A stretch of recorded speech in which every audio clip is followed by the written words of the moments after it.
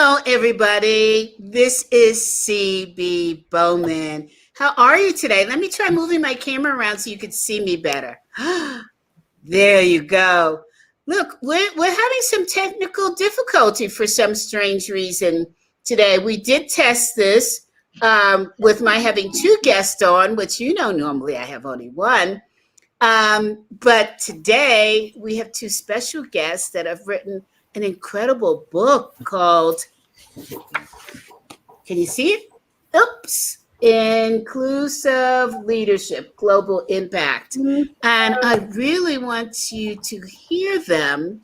They're having trouble with the mic. So let's see if we don't. I didn't want to lose you. I didn't want you to think we weren't going to be on today. By the way, we've discovered a secret. We will be on every Tuesday now. And if we don't have a special guest, which will be rare because I just found out this morning, we'll book to April. Can you believe I'm so popular? Oh my gosh. It's all about you all. It's terrific. We are actually sort of rebranding the show. It's still called Challenges of the C-Suite, but our emphasis is on the courage to lead. So with that, hi, Julie. I see Julie just logged in and Nicole logged in. Let's see if we can get some voice going. We could see everybody, but we're having challenges with the voice. Cheryl, do you want to try speaking? Hello, everyone. Yeah, no voice. Don't know. Okay, I'll try it again. Ernie, do you want to try speaking? Sure. Can you hear me? No voice. Okay, let me see if I can call my IT person and see if it'll work. Hold on.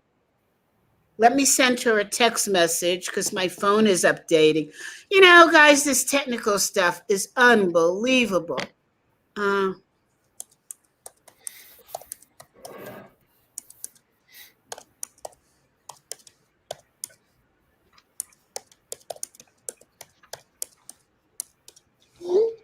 Okay, I've sent her SOS, and I am also going to try calling her, even though my phone is down, because it's updating. So let's hope that she picks it up. John, you said you can hear both. So you can hear the speakers. Hi, Jose. You can hear them, but I can't. Now, what's up with that? All right, let's just go to audio and see if it's.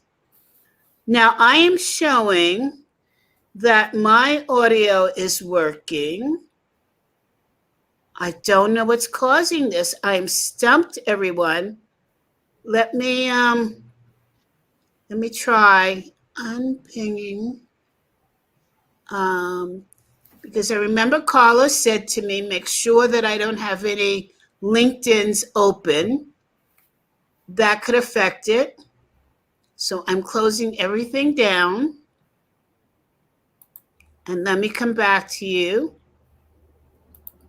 Oh, I think I know what I did wrong. Let's try this again. Cheryl, can you speak? Cheryl? Hello. Hello. How are you? Got you, Hello, Ernie. how are you? Yes. Hi there. How are you? Okay. Oh my God, I'm so embarrassed. It was my fault. How are you? Yes. Can you hear me? Can you hear me? Yes. Can you hear me? Yes. This is like that telephone ad. Can you hear me now? Okay. It looks like Ernie, can you hear me now? Yes. Ernie, can you hear me? Yeah, I can hear you both fine. Okay, we're ready to go. Let me just send Carla a note, tell her. I think CB it's really CB, it's really just it's really not good, the quality. Oh. It's real staticky.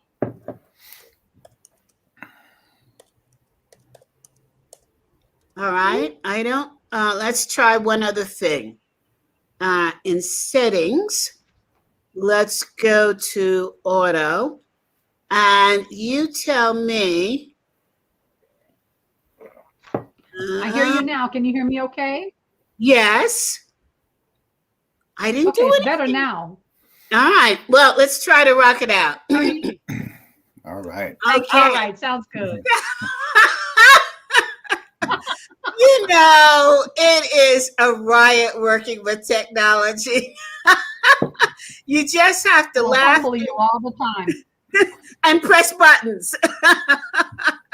So, okay, Julie, thank you for letting us know. Nicole, thank you. Jose, Jean, everybody. All right. Oh, I love you guys for telling me. Okay, we're ready to rock this out. I have two amazing guests.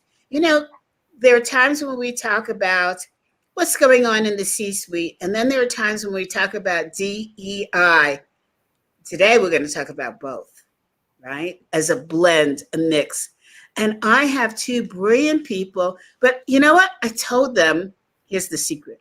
I tell them, okay, we know you're brilliant. I hear the mind, but you have to be funny too. Because on CB's show, you've got to bring it all, right? So their book, it's a heavy duty book, but it's an easy read. Have I got it in front of the camera, correct? Looks good. Called Inclusive Leadership Global Impact. So the first thing I'm going to do is I'm going to ask them to introduce themselves, and then let's dive in to talk about why are you writing this book? Okay. First, ladies first. Cheryl, please introduce yourself.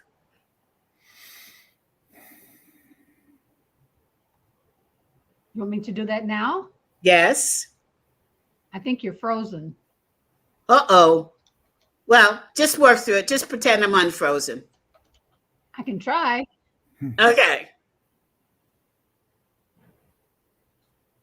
Introduce yourself.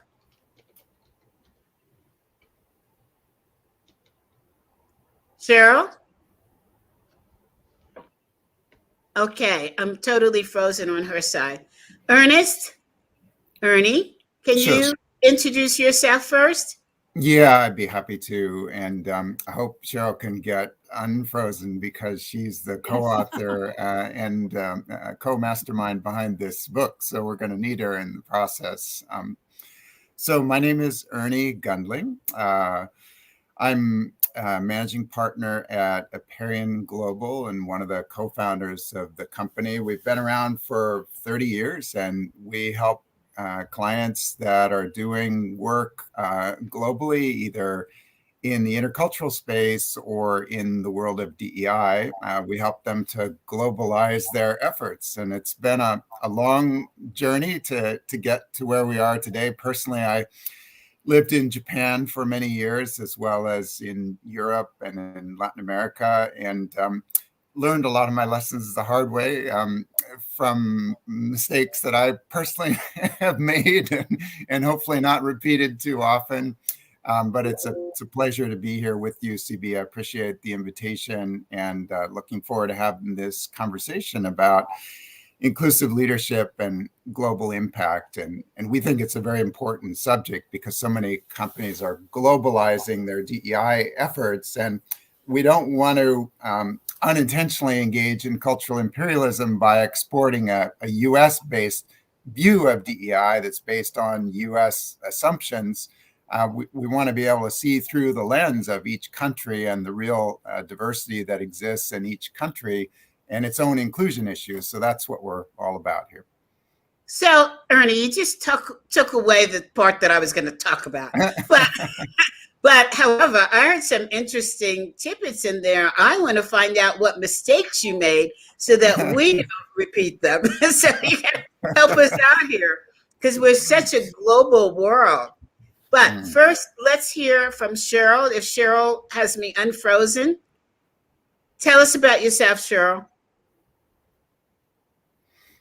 I think she still has me frozen. Are you ready? Yes. Can you hear me now? Okay. Well, thank you. I hope I don't keep going in and out. Apologies, everyone. Yes, my name is Cheryl Williams, and welcome to our conversation today. I'm considered a practicing cultural anthropologist, corporate anthropologist. Some say I've spent my first 20 years of my profession was in human resources. global HR. I had the opportunity to do that. And the second 20 years of my life, I keep putting my life in 20-year chunks. I was a university professor here in Southern California, where I live, originally from Indiana, but here I am now in SoCal. And the last couple of years since I retired as a university, I've been continuing able to partner with my dear friend Ernie, like that, in writing books and trying to pass along some of the lessons we've had. I've had the opportunity to live or work in a little over 80 countries. And CB, my area within DEI is really working at the grounded level of theory, really social justice, like that. The fact that it's the right business thing to do is kind of like icing on the cake, or we could reverse it, because to me, it's really about the people. And during the show, I might share a couple of the stories. I've had the opportunity to live and work deep in the Amazon jungle when I was doing my doctoral dissertation, studying with the African tribes there. I've spent a lot of time in Africa and more in the tribal areas. And I have just really, this is my passion. It's my hobby. It's my work. It's my dedication, is to bringing diversity, inclusion, equity, and creating belonging to all. So thank you once again for letting me join you today.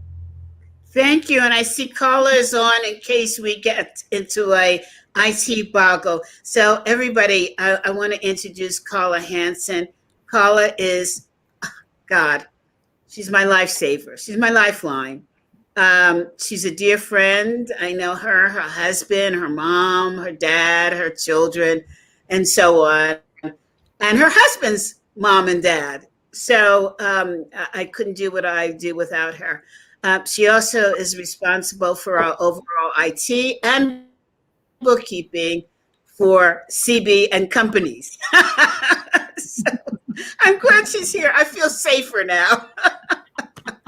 So first, let's talk about, and I'm going to ask you to try to keep your answers short, not too short, but that, I've never asked that question, but that's because both of you have such a wealth of knowledge. I want to get in as much as possible, right?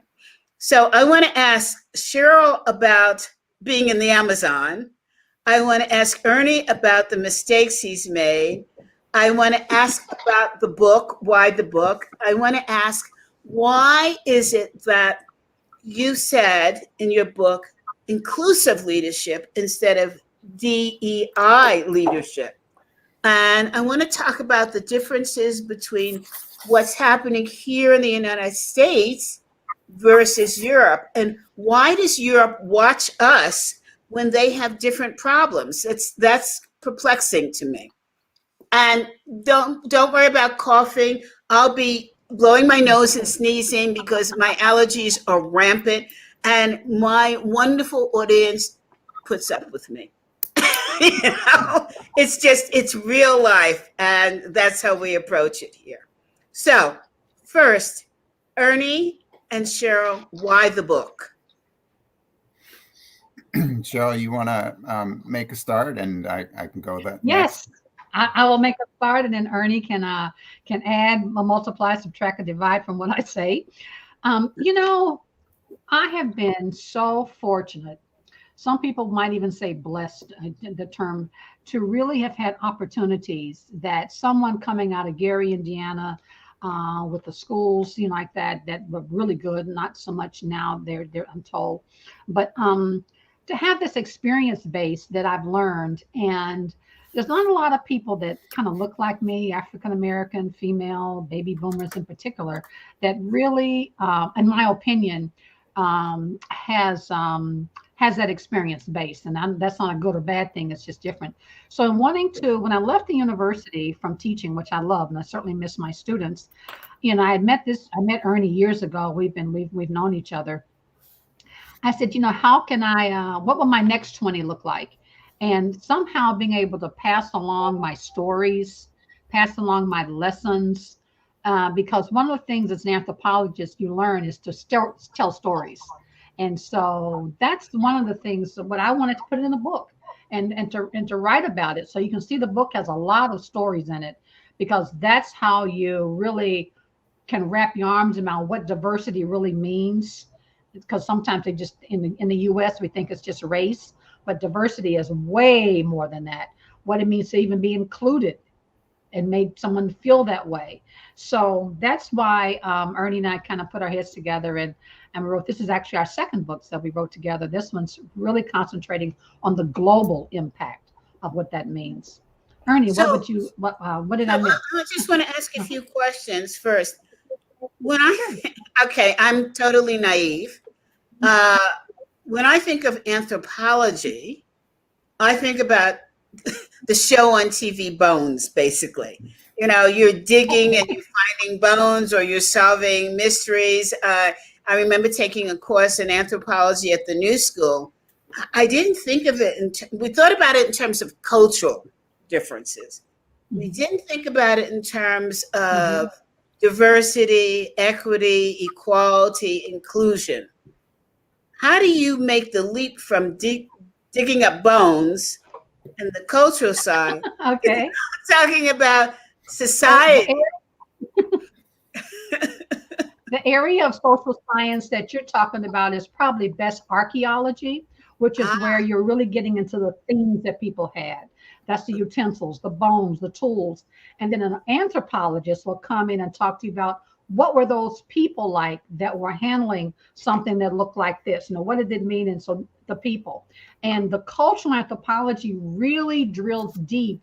And what is it about an individual, a human being, that is cultural? Because if you think about it, there's three main buckets that we live in. We have a personal bucket, we have our biological buckets, and then we have our cultural buckets. Biology is how we're born.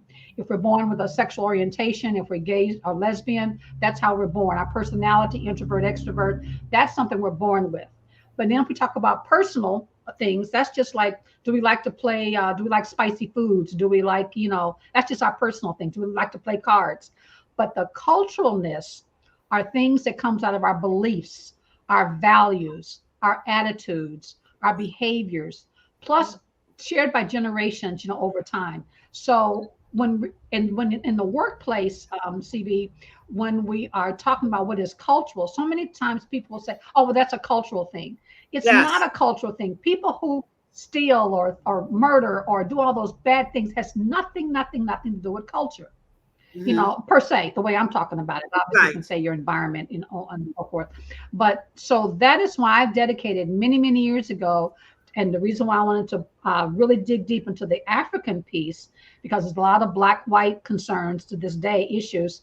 What is it about being African, an American, the nationality, that's cultural, that we, first of all, you don't try to train out and take away someone's culture.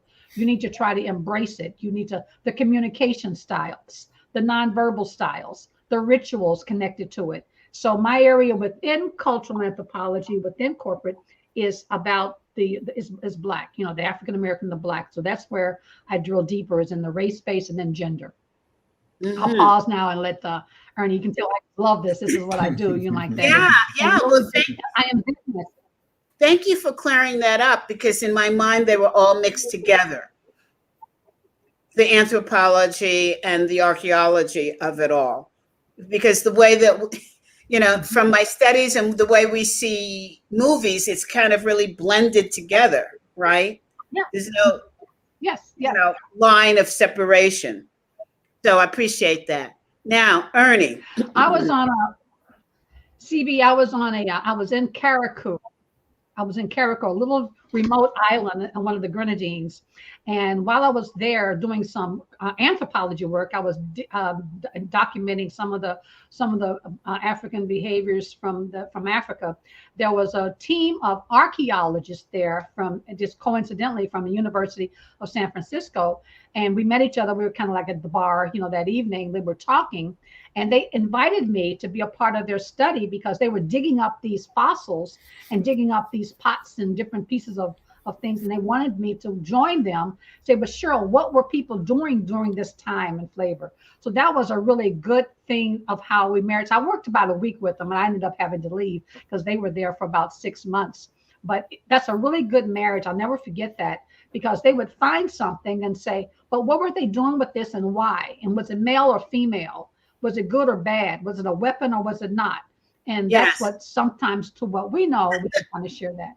And that's where the link is. And I do remember, I worked at the museum, the Metropolitan Museum of Art in New York for several years. And so you would go in and you would see all of the diggings, the findings, but the way they were displayed and intertwined with the cultural aspect of those that lived during that period of time. It was fascinating. Ernie, I want to know, okay, which do I want to know first? I want to know why the book. Yeah, sure. So I think Cheryl gave the good answer that in a way for each of us, it's sharing our life's experience and the experience that we've had through the course of a career. And also, I would say that a primary purpose, Wait, Ernie. Okay, I've got to go there. You're a white dude. What experience can you have? Come on now. Let's talk. Well, I think that's a really good question to ask, because I think the assumption is that if you're a white guy, you don't have much to add to DEI. And yet, if you think about it, you have a lot to learn, but not a lot to add. That's the assumption. Yeah. And yet, if you think about it, and I run into this sometimes with audiences as well. It's a what are you doing here kind of a vibe. Yes, that's why I went there. Let's ask. And if you think about it, if inclusion doesn't involve everybody, then it's just fundamentally flawed from the beginning. And you're also making assumptions about the person you're talking to. So I have a certain face and a certain experience, a certain appearance, but you don't know much about my life experience. You don't know that I've lived in other countries where I've felt, excluded, culturally, linguistically. I felt alone. I felt desperate. I felt like I had spent way too long learning the language and still couldn't speak it yet. And then those little victories when you learn the code, not just the code of the cultural behaviors, gift giving, what you do in a family, what you talk about in the first conversation, but also you gradually acquire fluency in the language.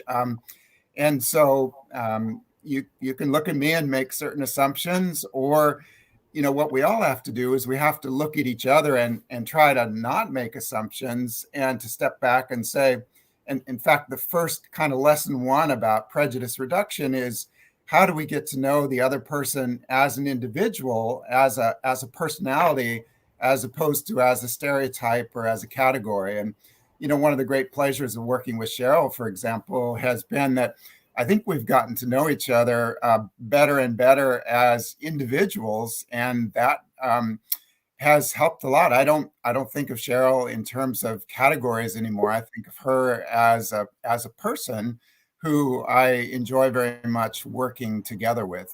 So is that enough of it? I mean, I can go on about that one. But no, I love your answer. And I'm so glad you didn't say, I think of her as a person, not as a Black woman, because that's, I was waiting for that and I was ready to jump. Well, I didn't fall into that one.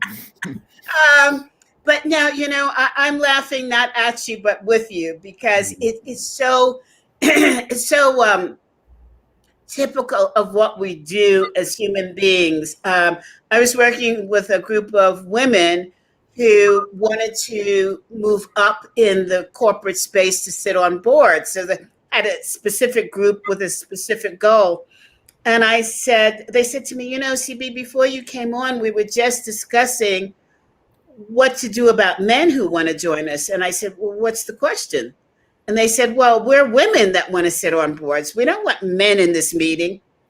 And I said, well, who's sitting on the boards now? They said, men. I said, there's an old Italian expression, and my husband is Italian, which says, keep your enemies close, keep your friends closer, or something like that.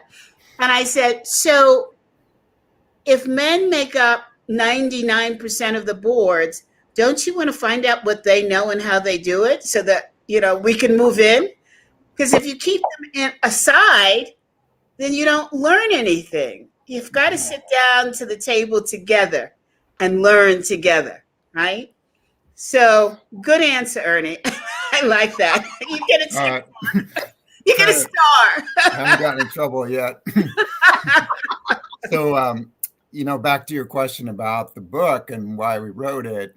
So what you showed is the second edition, which we think is much improved. The subtitle, the first edition, was From Awareness to Action. Mm-hmm. And what we've really focused on is for people of goodwill, and there are a lot of them out there who say, you know, inclusion, I would like to be more inclusive. Why would I not want to be more inclusive? And isn't that important to my organization? How do you move in a concrete, practical way from inclusion as a broad concept, or from all the dialogue, much of it unhealthy, that we have in this country around race and ethnicity and gender and so forth? How do we move to very practical steps in the workplace that would allow us to learn about bias, to build some key skills, to work across different boundaries, to become a champion, to get results? Those are actually the 5 dimensions that we cover in the book that are related to moving from awareness to action. So how can I, as a leader, how can I be an actual role model for inclusion and for DEI in general, instead of, you know, avoiding it or running away from it or checking the box, or all the different things that people can do to kind of keep this over in a corner or to stay away from it? Or as an ordinary employee, how can I be how can I run a meeting or participate in a meeting in an inclusive way? We know from the research on psychological safety that equal airtime is important. So how can I make sure that Cheryl gets into the conversation? How can I make sure that both we monitor our own participation and also draw out others? That's something that anybody at any level can do.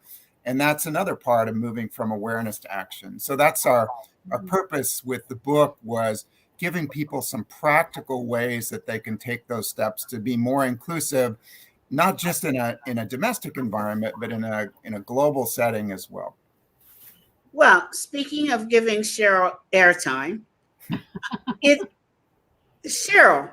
Yes. Why is it we need something special on inclusion? Doesn't diversity mean inclusion? Thank you. That's a very good question. We get that quite a bit. Diversity, by simple definition, is simply representation. It's just difference. If you look at the 3 of us, you know, right now on the screen, we have diversity. We don't have to do anything to get diversity. You go to the grocery store tonight, depending on where you live, you're going to find diversity. No matter where you live, you're going to find diversity. Even if the race or ethnicity is the same, you're going to find gender, generations, beliefs, faith-based. So diversity is simply that. It has nothing to do with liking the person, respecting the person, valuing someone different. Inclusion is then, what are you doing that can make someone feel like they are included? In other words, you haven't forgot about them. Well, we were just talking about just sharing the screen, sharing the time, although it's a little bit more than that, but that's what being included. But then we added recently, in the last few years, the term equity is quite popular now, because just to be included is not necessarily how I might want to be included in the conversation, may be different from you. So we have to have that difference to be equitably comfortable. So that's why equity becomes so important. And real recently, you've heard the term belonging, and that is, what is it that the environment, the context, both parties, all parties are doing to make someone really feel like they belong there. And that's a little bit more even than inclusion. There's a popular little thing where you said diversity is being just invited to the dance, and inclusion is being asked to dance. But they added on belonging is having the playlist, having your playlist shared, because that's kind of important when you think about that. And so that is why. Let me just interrupt you. In that scenario, would you say that the person who's asked to dance, if they want to dance, does that fall under belonging because they feel comfortable? Yes, it's they feel comfortable now. I think I can dance, although for the family and people who know me, that's debatable. So we know that all Black people can't dance, but nevertheless, I like to get out there and have fun. So if I go to a dance, if Ernie invites me to a dance and he takes my hand to dance, and then the polka is played. I love what you just said. Invites you and takes your hand. And takes my hand, takes my hand in conclusion. But then if the polka music starts playing or the chicken dance, that's something that doesn't not going to make me feel like I belong as much, because now I'm going to feel nothing but awkward. Right. Me too, by the way. We might get out there and have fun. That's different, but making someone really feel, and that's a really, once you feel like you belong, you know you're there. It's hard to just put in words because it has so much context driven. You know, it is so much. You mentioned you were married and you're married to an Italian. The first time you may have gone to a family dinner, Thanksgiving or something at your husband's family, or at that time, maybe he was a boyfriend, if I can still use that term. Whether you felt like you were included, but did you feel like you belonged? You have to. I did, because ironically, where I grew up was in an Italian neighborhood. So. You were great, and you like that. I've been married a long time to my husband Kenny, and I love my in-laws, but it took a while for me to feel like I belong, not because they didn't do anything necessarily, but they would tell the inside jokes. They had siblings, 6 siblings, and I didn't. You like that, and so there was a dance that we had to do to where they made me feel like I could get in a conversation, and I knew the little acronyms, little fun things, little desserts, things that I didn't know, you know, about being in that family till now. I still don't know probably some of it, but. I like where you're going with this, because the sense of belonging. Now, the sense of belonging, whose responsibility is it? It's both. Okay. And the reason why I say both is because Ernie is not going to be able to guess what's going on in my mind. But if he's made me feel comfortable, if you allow me to use that, that I can ask a question, I can make a comment, I can disagree, I can agree, then that's how we both, in a perfect world, we both are going to be able to do that. So if the chicken dance music goes on and I say, ooh, I don't know, I don't like that, I don't know how to dance to that, then they may change it. Or they may say, you know, Cheryl, this is really popular here in my culture this time, enjoy it. Then I'm going to, like my curiosity, I'll get in there and do it. Yes. How would you respond though? It's a question for me. Yes. Okay, chicken dance. Wow. It has to be that. We don't talk about the chicken dance in our book, but nevertheless. I would say I'd be a heck of a lot more comfortable with my granddaughters doing that than I would in a public setting. But that's a typical introvert kind of personality. So. Okay, now we're moving into introvert versus extrovert. I love it.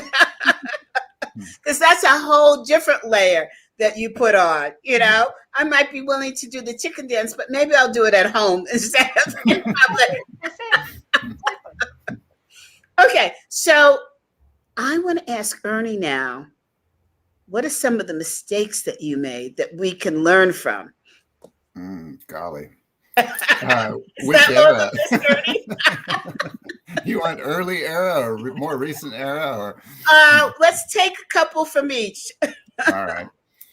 Well, one that comes to mind is within our own company, we were having a succession planning discussion about who should take on a key role in Asia Pacific.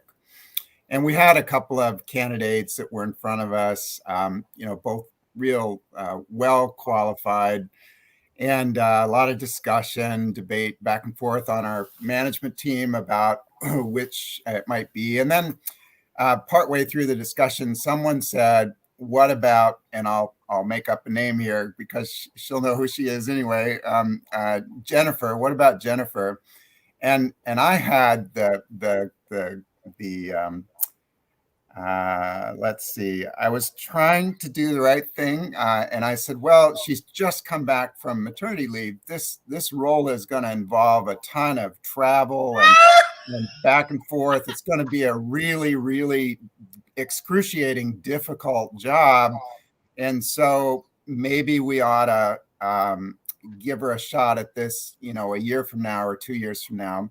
And of course, the fundamental mistake I made was I didn't ask Jennifer. And turns out she made it really clear later that she had relatives living nearby, and she was able and willing to travel. Her husband's job was relatively flexible. And so I made the fundamental mistake of not asking her, of assuming, from good intentions, I thought, but it turned out to be a really bad idea. And I've reflected on this. In fact, now indeed, we're trying to help many companies with gender advancement in Asia Pacific overall. And this is a key issue because in Asia Pacific, women tend to be underrepresented in management roles relative to the rest of the world. And, kind of going back to the fact that, you need all kinds, including men and women involved in these discussions. Guess who's making a lot of the decisions about who goes into management? Well, it's men. And sometimes we're not fully informed. And in fact, you might even say clueless about. I was like, oh, that's a nice way of putting it. Not fully informed. Okay. And not only that, but and I've been convinced by our own research. So we have this GlobeSmart profile that you may be familiar with. A lot of companies use it. We've had over 3 million users now. We've got 40,000 data points from Asia Pacific. And what it shows, for instance, is that women are slightly more risk averse overall, on average, than men. And you can argue about the reasons for that. There's a great HBR article that says, well, of course, women are more risk averse because they're scrutinized more carefully when they're in management roles. Or maybe it's because it's more common for them to be going into roles like finance or human resources, where being cautious, being certainty oriented is a really important part of that role. But for the men and predominantly male groups that are making these succession planning decisions, thinking about this risk certainty spectrum and realizing that we have to not have a narrow box and be saying to be risk averse is good, or to be a risk taker is good, a calculated risk taker is good, and that's one of our competencies. We have to open the box and say, we need some risk, we need some certainty, we need both, and we need them integrated together.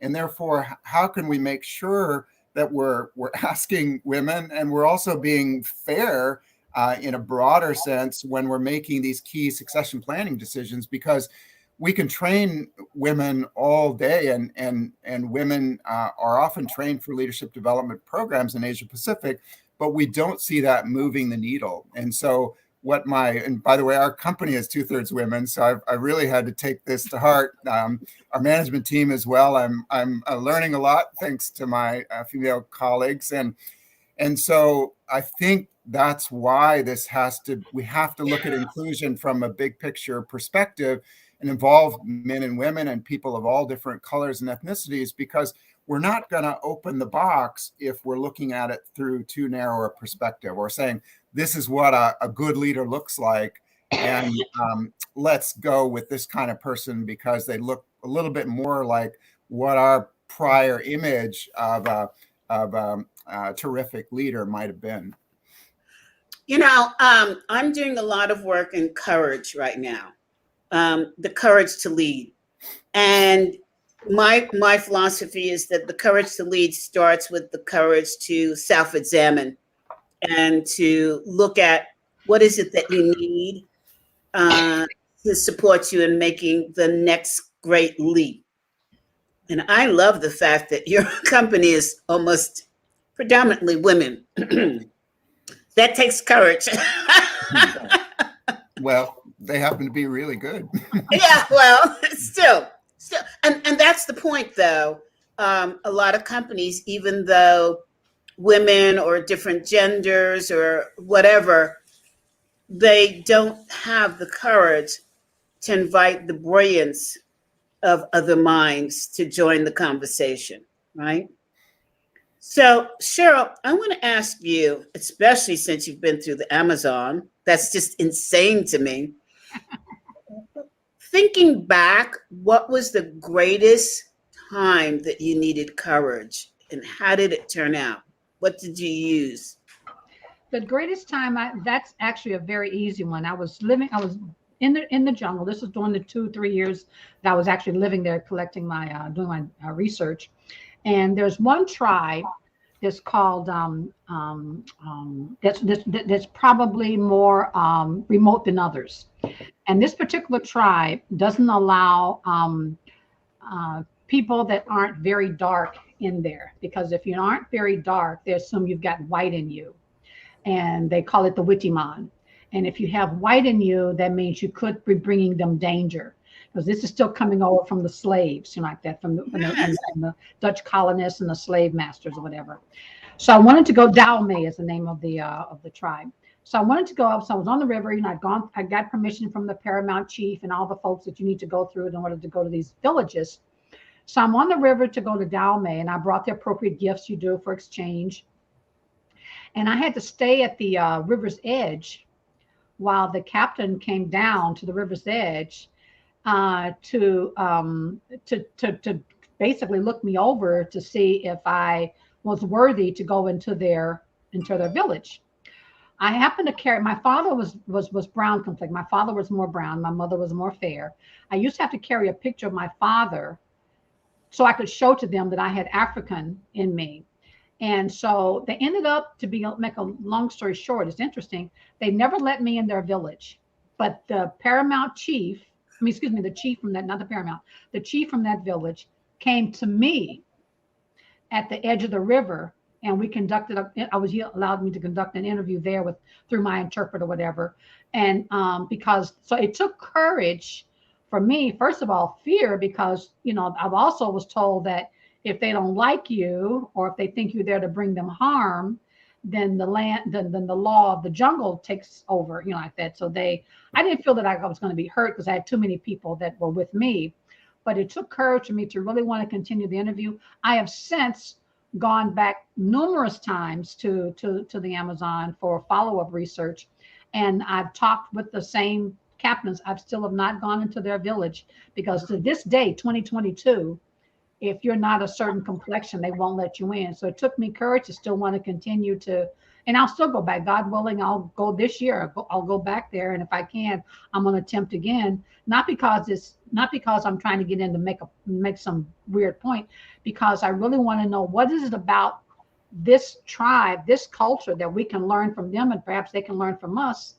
to make them do it. So, because they're not, but by them not letting me or someone like me do that, malaria treatments and now the COVID treatments, like that, all these things that normally people can bring into the tribe can't happen, because they're not letting you in unless they train, of course, their own people.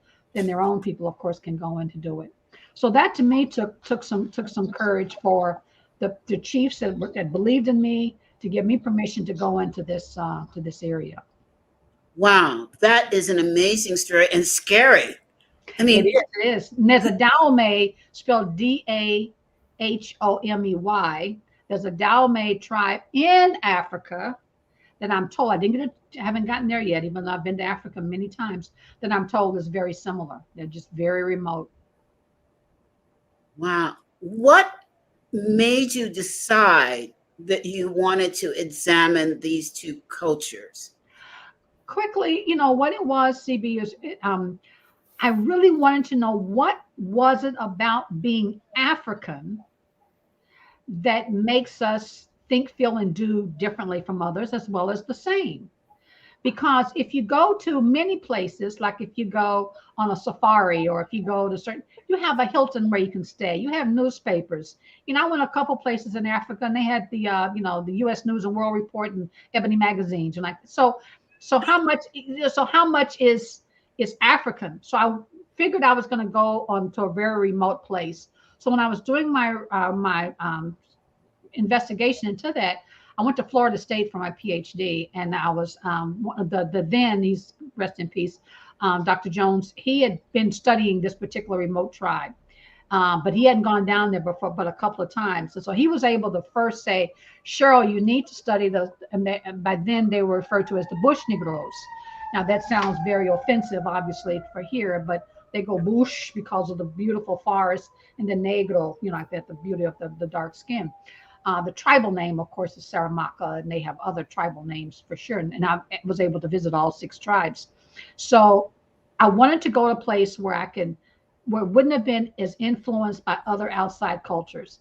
And in 1993, the first time I landed in the middle of the jungle, I was the first person, most of the places that looked like me. And first of all, an outsider, and then second, a person that they thought I was mixed race or whatever, like that. But to this day, I have very good friends over there, very good friends over there. Mm-hmm. And being of mixed race was also offensive to them?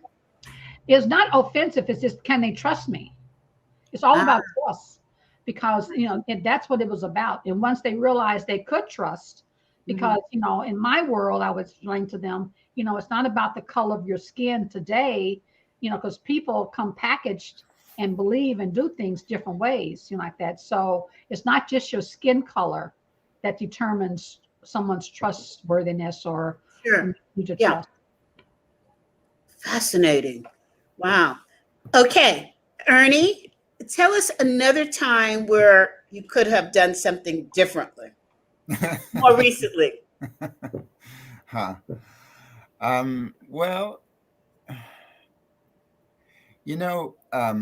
this book project, for instance, I could have done it. I could have gone off and tried to write it solo. I could have tried to undertake this sort of project with someone that I had known well for 20 years, but I had a chance to meet Cheryl, and it occurred to me that wouldn't it be better? I mean, you think of all the things that are wrong in the world and all the things that are wrong in our own country, and crazy talk of civil war, and people just have no idea what sort of apocalyptic event a civil war would be, and yet they get bandied about, as if it's a realistic possibility. And so it felt like it would be a better partnership, would be a better product if I would try to learn about Cheryl and her world and her stories. And by the way, she's got great stories about her own personal life experience, even in the United States, and her family's extended experience. And to learn through that, I'm not going to have the life experience of a Black person, obviously, but at least to learn vicariously about that. And then to try to match it with my own experience living abroad in various different places, and to think about what's common and what's not common, and how can we put it all together in a way that's useful for people. And so I think it would have been a big mistake to try to go off and do this project in another way. And I'm just so happy that Cheryl and I have been able to partner on this, because I feel like I've learned a lot from her. And, hopefully the feeling has been mutual. Absolutely mutual. Okay. Tell me about time when you took courage to a different level, and what were the results? All right. So in my very first job out of college, I thought I was destined for a political career. I checked all the boxes as far as, schools and education and contacts and so on. And I was working in a job for a public interest group related to the legislature here in California, in Sacramento, with a guy who was working on the bottle bill. I think he's long gone, so I won't disparage his memory, but he was working on a great recycling bill. This is in the days before recycling was happening, and we were trying to make it happen. And so I believed in the cause, but this state senator was a really unpleasant and egotistical individual. And I thought, my goodness, he's really getting in his own way. And how about me? Am I getting in my own way? And so I decided at that point to step off that kind of track of rising upward in the world, and perhaps going into politics and that direction in life, to become a Buddhist monk. And so I did that for 5 long, really good, rich years. Some of my best friends are Buddhists.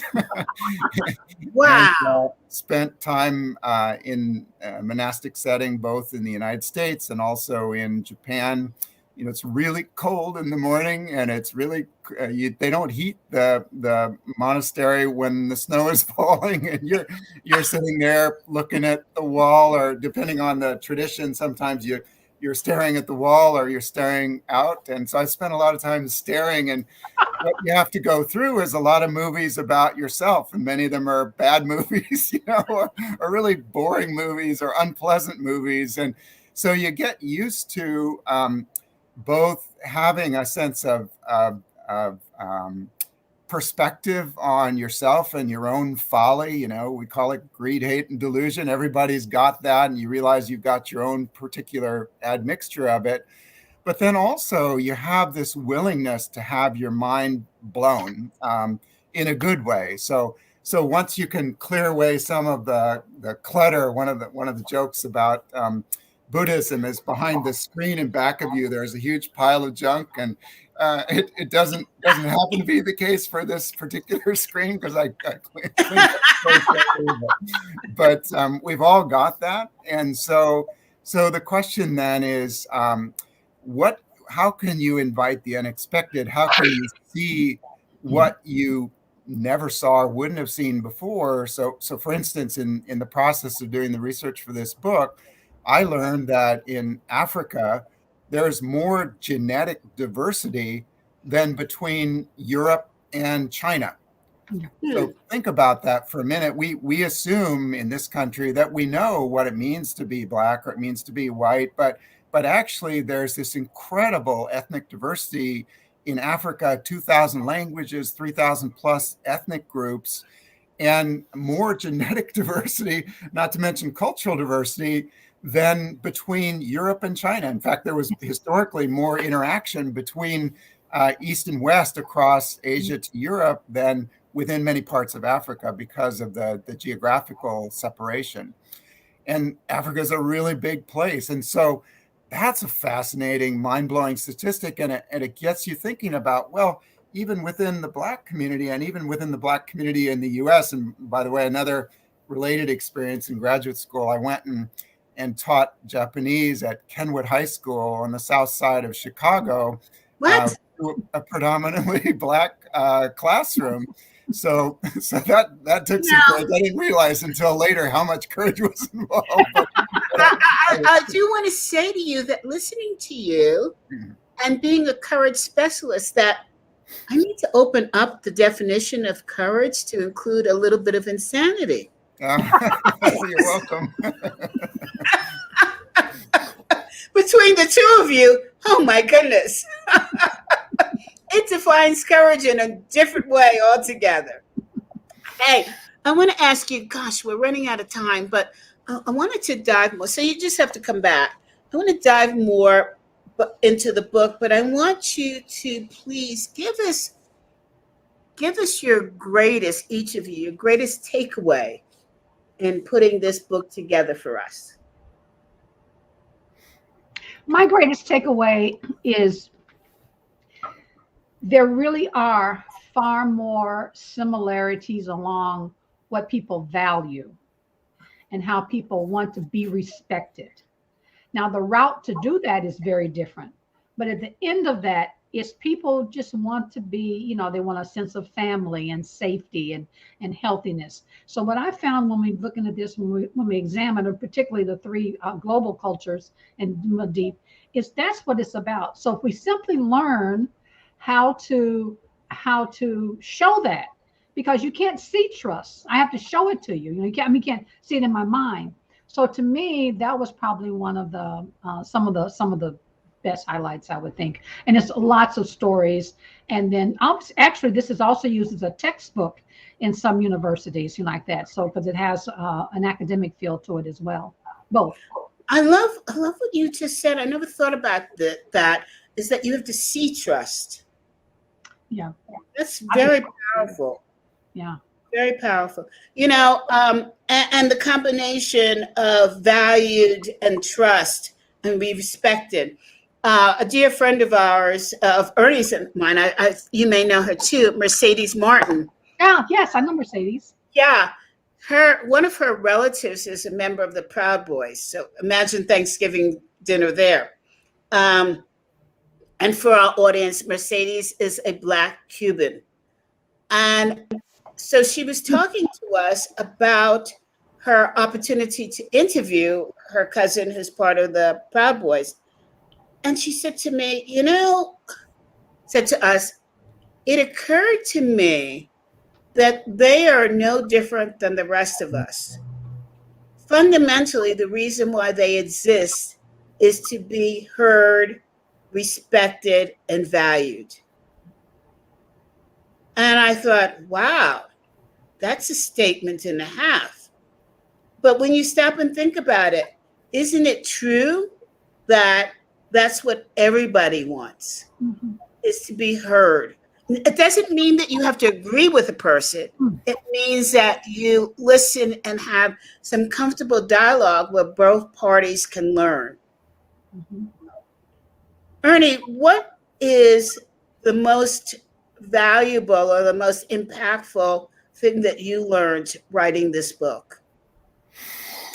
Well, in a way, it reaffirmed my sense of mission, and I think what the core purpose of our organization is self-understanding, really trying to understand the other person, and then bridge building in between. And so that, I think, that mission is valuable for all of us, and each of us can do that in different ways. You do it through your interviews, I'm sure quite well, and that's an outcome of it. But if you look across the world, you can find in any society there are people who are marginalized for various reasons, most of them incomprehensible to outsiders. But we have our own marginalization issues here in the US. But if you look through a local lens, in Nigeria, it's ethnicity, it's religion. In India, it's caste, it's gender. And if we have the courage and the integrity and the open-mindedness, the willingness to have our own minds blown, goes back to all that sitting around that I did. But if you have that, the willingness to look, you can find anywhere there are marginalized folks. And there's a way, if you tap into local institutions and local people of good heart and good spirit, that you can find ways to be more inclusive in any environment in local terms, while still having a global umbrella and a global purpose or mission to your efforts. So it both gives me heart to know that kind of mission can be shared, and at the same time, it's somewhat daunting to know that we really have to keep our minds open and to learn, and not to assume going into another environment. Even the UK is different because the mix of minorities is different. You have Blacks primarily from the Caribbean and a larger Asian minority that are immigrants, came in after World War II and the labor shortage. And so the motto for many minorities within the UK is, we are here because you were there. You were colonists. You came to our country, and then you invited us back. And so we're here because you were there. And so it's similar. Even the UK is similar but different from the US, because they don't have the long history of slavery that we do.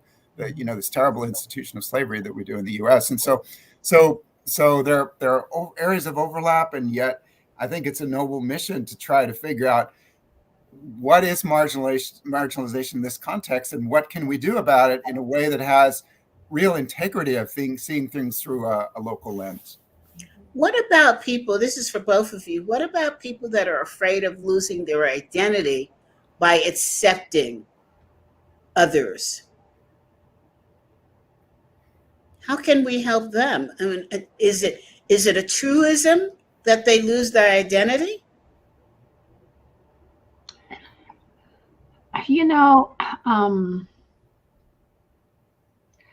Theory would say you don't lose your identity, you can build upon it, because you are who you are and who you choose to identify as. And there's two ways we have identities. We have acquired and we have given. The given identities are what you're born with. You can't really do much about that. And your acquired identities is if you're a Democrat or Republican or independent, if you're an academic or not. So, so in the acquired ones, it can shift and change. I mean, and it will over time because culture is dynamic.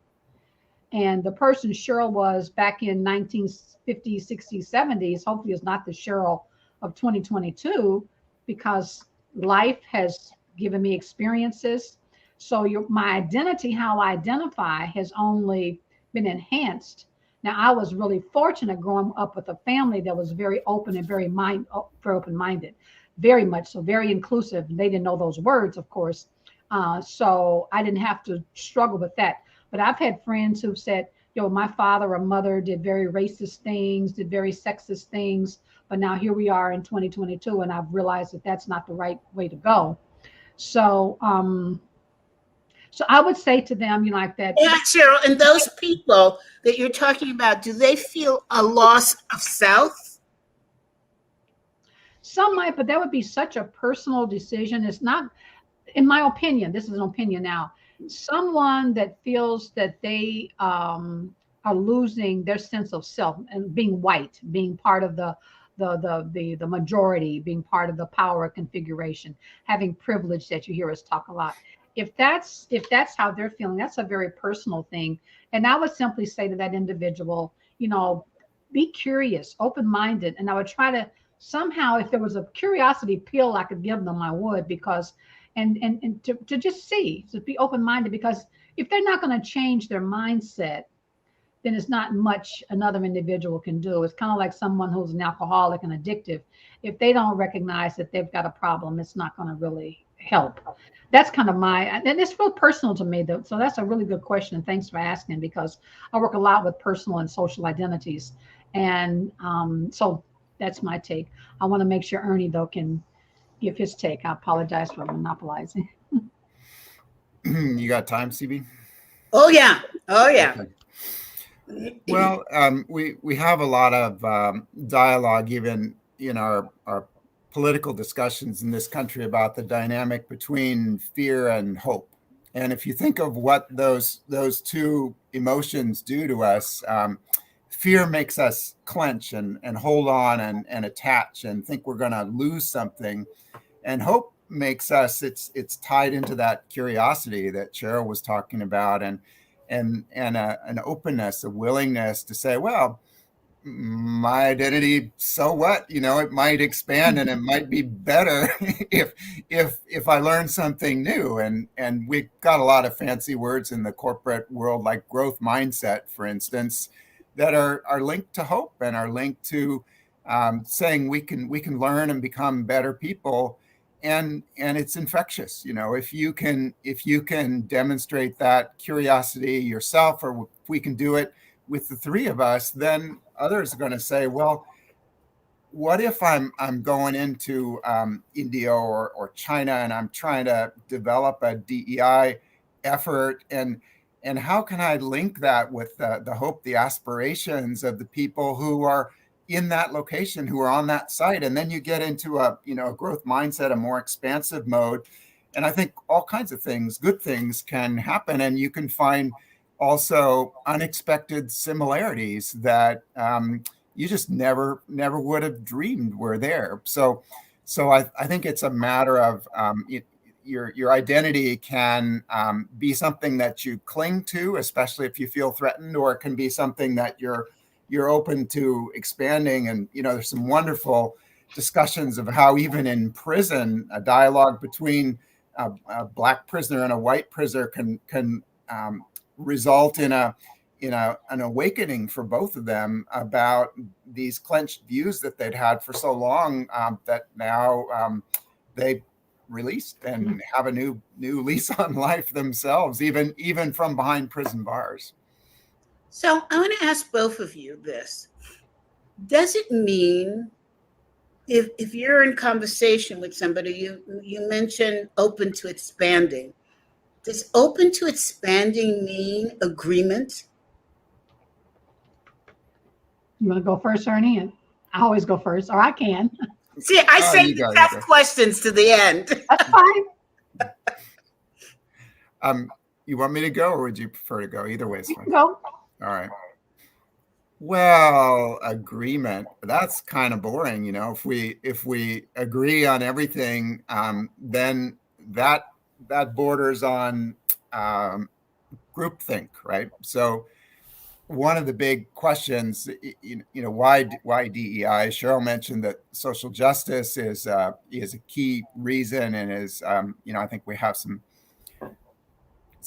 towering examples even in our own country, in our own society, in our own experience. But there's also innovation out there. And how can your team possibly innovate if you've got groupthink going on? You know, there's that famous Ash experiment from 50 years ago, and people have raised questions about it and so on. But if it's a so-called vision experiment, and 3 other people say that this bar is visibly shorter or longer than the other bar, that actually 3/4 of the people who go through the experiment at least once, and a third who go through consistently, say they agree with the majority, even though their eyes are telling them that the other 3 people are wrong, right?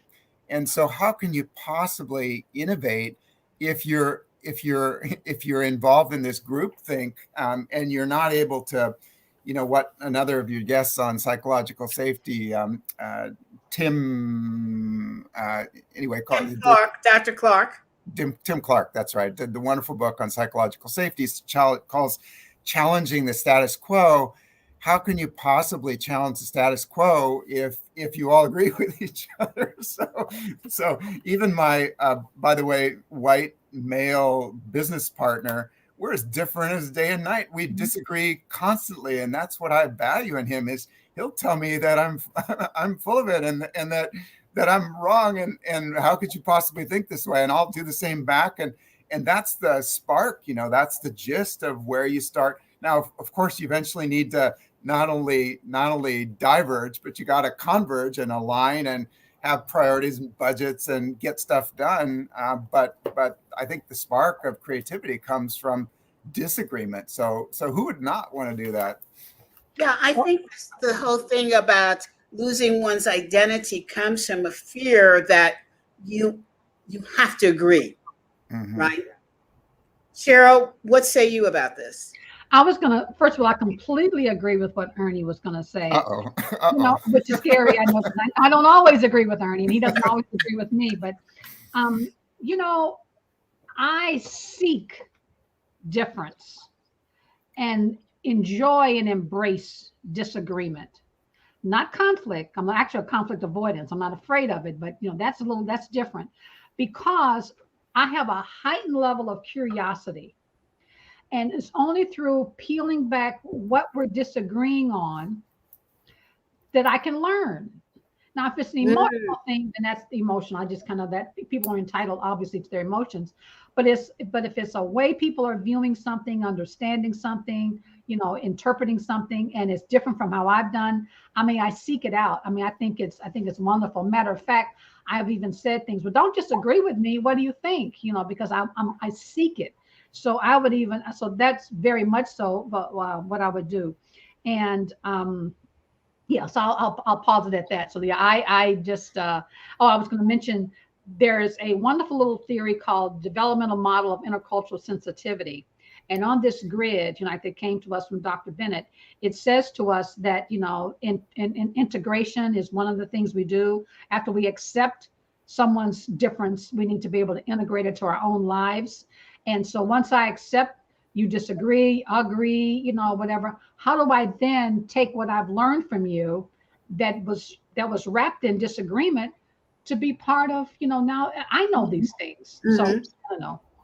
I love that. Yeah. Hey, we've got a question for Jerome Saunders. The motivation for energizing DEIB for the corporate world is often increased profits. Oh, I want to talk about that. Yes. And expanding markets, not the evolution of humanity.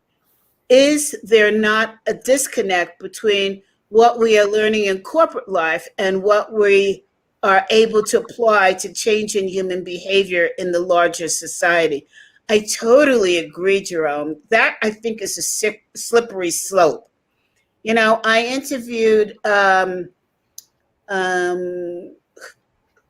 her name is escaping me. She's with Bank of America, and she made her case for DEI on profits, and it made absolute sense. But the question, I think, is it depends on the environment, right? Whatever way you can get this to work that's lawful seems to be the way that works best, if that makes sense.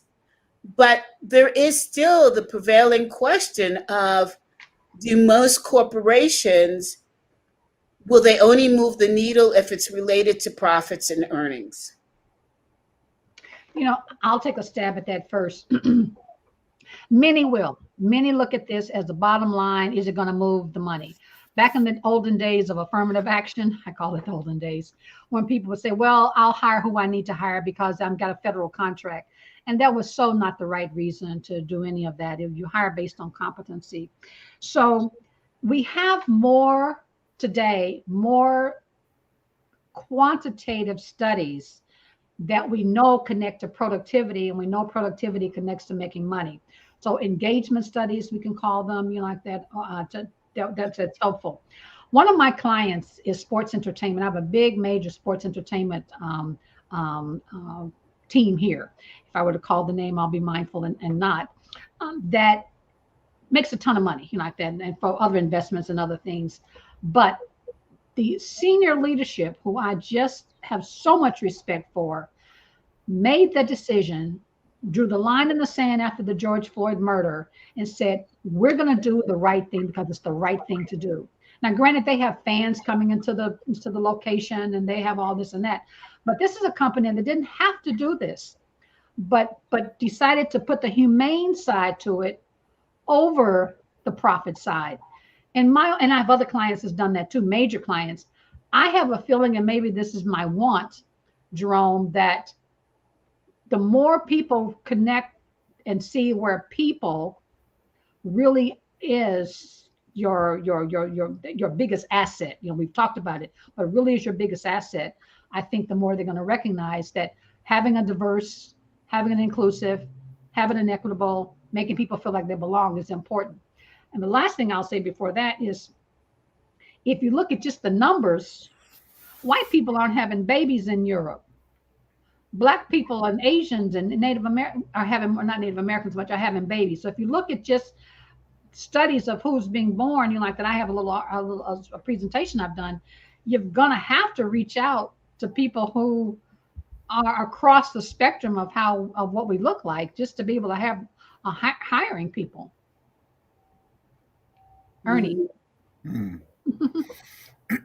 Well, I don't think it's an either or. I think it's a both and I'm mindful of one of the many stories that Cheryl shared from her own experience. She has a relative who was appointed to finally get an office on the top floor of the building in the executive suite, and was in there kind of maybe a little bit like me, a little bit sparse in terms of decoration. She finally helped him get a house plan in there because she was appalled. But he was sitting at his desk, and people were going by back and forth on the elevator, and nobody, you know, he thought, wow, it's kind of great. I've been appointed to this new role. Why is nobody stepping in to say hello?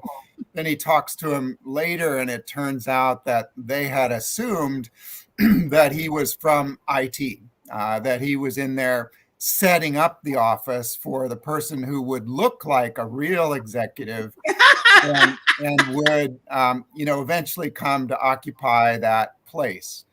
So what does that story tell us? Is that social justice? Is that bottom line? Well, it's both. If you have a really talented individual who's maybe got a little bit of imposter syndrome anyway, you know, what am I doing here? Is it okay for me to be here? This is after all this floor that I haven't spent a whole lot of time on, and all these highbrow folks around me. So So do I belong here? And if that's reinforced by the conduct of people who have this confirmation bias of, well, it doesn't look like what we think of as an executive and therefore is probably not. And so why should I say hello? Just the IT guy. Sorry to the whole IT profession about that. Another mistake already. But so if we want to leverage the talent that we have in the organization, both because it's the right thing to do, and also because we want to have the right people in the executive team, then DEI is absolutely necessary to retell that story and to say, well, the CEO actually was gone that week, but came back from a business trip and said, this is our new executive, and I want you to know how capable he is and what his record is and what a great part of the team he is. Cheryl, do you want to share who this person was? Yes, I will be more than actually, it's my son. And my son is a veterinarian surgeon and a research scientist. He has over 8-9 patents, and he's gotten multi-million-dollar National Institute of Health grants, and he's been doing real well. I'm so proud of him. And he too is on the introverted side, but nevertheless, he's just really just amazing. And to this day, now that took about a year or so ago, it was right before COVID. To this day, I was talking to him, and his plant is still living. He's got his one plant, but people will get off the elevator and look, and it's like they don't know that he's supposed to be in this office. Is he there doing something else? Because he's in the lab a lot, obviously, and in surgery. So yeah, it's they're getting used to him though. He's obviously gets invited to the things, and it used to be, I don't know if they're doing this now, but anytime there was a brochure that needed to be made, they would call him up. Hey, doctor. He said, I know, and he got it. He's a sweet guy, he got it. Well, I'm really glad to know this part about you because I have a little 4-legged son. And yes. It's good to know. Good to have connections, you know? We have connections, exactly. Yeah. And the specialty is the heart. So the heart. Oh my God. Talk about synchronicity. We were just told that London has a heart murmur. So you've got my number. You've got my number. You can yes, yes, we'll talk after the show. So I am still having trouble with the prophets, as Jerome does. You know, Sandra Quince was the person I was thinking of. I could see where it's important to be able to say to your board and to your customers that you're solvent and you're doing well, and to make the argument that this is the right thing to do through profits. But it's somehow in my mind, it still clouds the overall intent of DE&I. And I'm reminded of several things floated through my head just now. I'm reminded of now, in this day and age, you know, my husband and I sit and we're watching TV and we're saying, there's an awful lot of commercials with people of color. When did this start? Right? And we go back to, it's my husband's argument is, oh, it always happened. And I said, oh, hell no. No, it didn't. And so I said, so let me calculate, because I used to be in marketing, between the killing of Floyd and what we're seeing now, and how long it takes to change the commercial, to figure out when they started working on this shift, right? And there is a parallel between this. And it's almost like companies decided, well, if they can't do anything, and I know I'm going to get killed for this statement, they can't do as much as they like internally, let's at least have the presence of DE&I.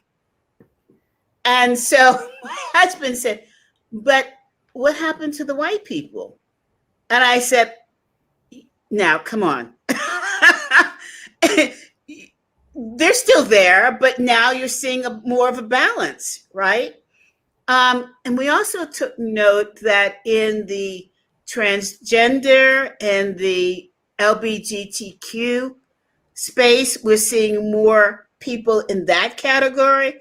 So what I'm seeing is commercial, we know those of us that are in marketing, that equals big, big dollars, especially advertising on TV, that they're seeing that there is a positive investment in this, either from a social perspective or through their bottom line.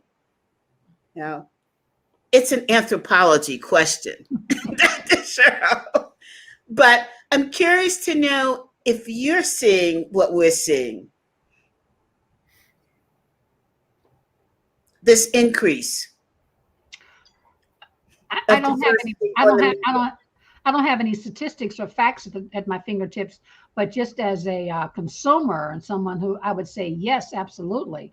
I know that it is a specific, within the US, there is a specific requirement for some to get federal contracts and other things to have an inclusive,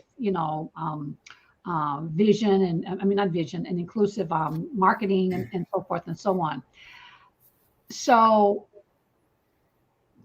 that's just what I too have been the same way with you. I've been noticing that, when I was working for my first 20 years in HR was primarily in the entertainment industry. And some of the television stations then were really wanting to say there was a big fight for pushing for having anchors and reporters in the field that reflected the communities of which they served. And now you see it all the time, which is phenomenal. I mean, it's fantastic. I love it. So, because it makes sense to do that. So when we're sitting watching television, we want to see, an array of people who we see every day. So I have to interrupt you because I remember a specific incident where a person of color, I can't remember if it was NBC, it was in New York, was on the show, and she decided to let her hair grow naturally, and she was terminated. So this is the beginning. Yes. Yeah. Yes. Mm-hmm. So yeah, like that. It's I've noticed it just walking through that it's vacations, marketing, hotels, all of that stuff. I mean, how can I decide to spend my money and put my money places when the product or service is not used by anybody that looks like me? Well, Jeep made that mistake during the Super Bowl commercial. Yes. When they had Bruce Springsteen, and I was one who really talked about it a lot, talking about coming together of America. And there was no person of color in that entire commercial. And I said, what? What are we talking about here? But I think it's still interesting that you can put people of color in commercials and you can put them in executive seats. I would like to see the boards change. Yeah. I would love to sit on a for-profit board because I'm so tired of seeing the same people. You may have one person of color, and that person of color has their pick of for-profit boards, right? Mm-hmm. So we're still not accomplishing the absolute goal. And I'm hoping your book, I'm hoping that my coming out and speaking about this, let's see more people of color sit on for-profit boards. Why is it that we only sit on non-for-profit boards? Let's share the wealth. Let's share the knowledge. And I don't care if it's in that order or the flip order of that. Ernie, you have a comment on this? I could see you're thinking deeply. Well, doing my best. So two things. One is that I think tokenism eventually catches up with you. If you don't have real, sincere sponsorship at the executive level for your DEI initiative, and there are people with more interest and less interest, and so on and so forth. But if you don't have a real champion and you're checking boxes up and down the line, and you're primarily involved in risk mitigation, the more that you display yourself publicly as a DEI champion, in a way, the more people are likely to hold you to it, and the higher your risk turns out to be. So I think that the intent and the social justice component needs to go along with what you say that you're doing. And it's maybe even better to understate rather than to overstate, to understate and over deliver, Yes. rather than to overstate and underdeliver, right? And then Yeah. the second is I had my global spidey sense tingling a little bit while we were having this last phase of the discussion. And I just wanted to add that a common strategy, a natural strategy of many US-based DEI folks is to say it's about representation, and particularly representation around race. And so when we go abroad, if we go to Europe, if we go to Asia Pacific, we should measure and think about what the benchmarks are, and then think about how can we do better relative to the benchmarks. And the first buzzsaw that you run into in France and Germany, you can't measure race. You can measure migration status, you can measure age, you can measure gender, but you don't even have any metrics for race. Or in Asia Pacific, you can measure age and gender in most places, but race doesn't make any sense in US categories because everybody in Asia, by the way, half of the world's population is Asian. And so a meaningful category is nationality. And then within each of those nationalities, there are multiple ethnicities, sometimes very much at odds with each other. And so if we then take this dilemma that you're looking at of the for-profit impulse and the social justice impulse, we just have to make sure, it's a good thing to be looking at. We just have to make sure we look at it through that local lens and think about, well, let's see in Singapore, what's the balance between, and by the way, we can't talk about race in Singapore either because they had race riots decades ago, which resulted in a lot of people getting killed. And so it's a taboo topic. But you can make advances in terms of gender. You can make advances in terms of LGBTQ in the workplace. And so what's the local edge in terms of social justice, in terms of representation, and how can we get there and deal with that same dilemma in local terms? That's what I think we have to keep in front of us, even as we're passionate and committed to issues that are very important and very local and very embedded in our own history and our own roots. Yeah, and I also want to clarify something you said before about, I'm paraphrasing, walking the talk or talking the walk. And so really what we're saying is, let's not just talk about it, let's demonstrate it. You take a look at Google and you think, oh, it's technology and everybody's, on the same page in terms of DEI or other technology companies. And then you find out under the sheets, well, what's going on with the algorithms, right? That don't support the true DEI space. And we have a comment coming in from Australia, from Kathy. She says, good morning from Australia. Early here, but great thinking to start the day. Lots of businesses here only just started thinking of how DEIB links to productivity and people feeling trust in the organization. So, you know what? It's not just in Australia, it's all over. This world is rethinking, and we see it. This sounds like a weird switch, but we've seen evidence of this coming out of COVID with the Great Resignation. The Great Resignation is not just because people are thinking about, is this where I want to spend my day working? If this company doesn't believe or have the same values that I have, is this where I want to be? It's not just about how much money I'm making. And what you're seeing with the cross between the killing of Floyd and other pandemics is that people are saying, does this company represent my values?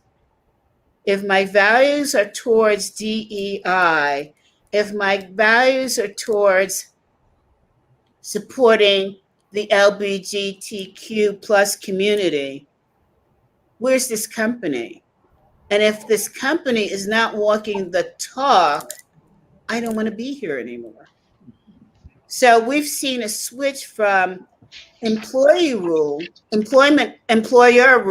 to employee rule by demonstrating what their beliefs are, equaling the Great Resignation. And yes, Cheryl. You know, CB, generational research that we can now call fact, because it's been, out there for a while, tells us that the millennials and Gen Z is mandating it. Yes. They will not, for the most part, won't go work for a place that doesn't have some type of, obviously I can't say everybody, obviously, but Right. that's huge. That's huge. Yes. What they're looking for, the diversity, the inclusion, all of that. And with social media, it's real hard to hide if you're not supporting this, because people being terminated for supporting their beliefs in examining things like algorithms, it's going to fly out to the public faster than ever before. And the public is realizing we have more than ever before purchasing power. Mm-hmm. We have enough, if we hear enough about an organization, to literally take down an organization. That's kind of scary. Mm-hmm. This cancer culture works in warp speed. And so I'm so glad that you've written this book as a guide to inclusion, because there's so many organizations out there that need that. And again, I'm going to get on my soap opera here.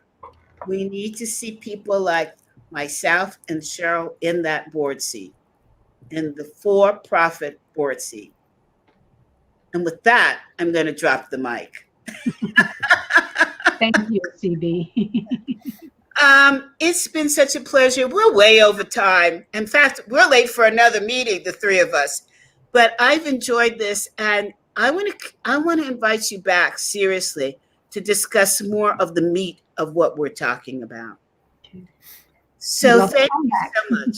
Thank you. Thanks for having us, CB. Thank you. Very rich conversation. Guys, I just want to flash this again. I'm not supposed to promote.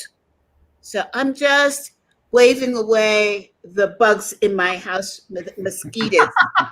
Thank you. And the little fruit gnats from my growing my parsley and avocados inside with a daylight. I'm just waving them away. Thank you. Thank you, CB. So, okay, bye, bugs. Bye, everyone. All right. Thank you Bye. so much. Tune in next week. Hey, remember to connect with me on LinkedIn to subscribe to my newsletter. The first one just came out. It's an interview with Dr. Marshall Goldsmith. It's terrific. Listen to it, subscribe, and we'll be back next week. Thank you so much, Cheryl and Ernie. It's been a pleasure. Bye. Hold on, guys, now.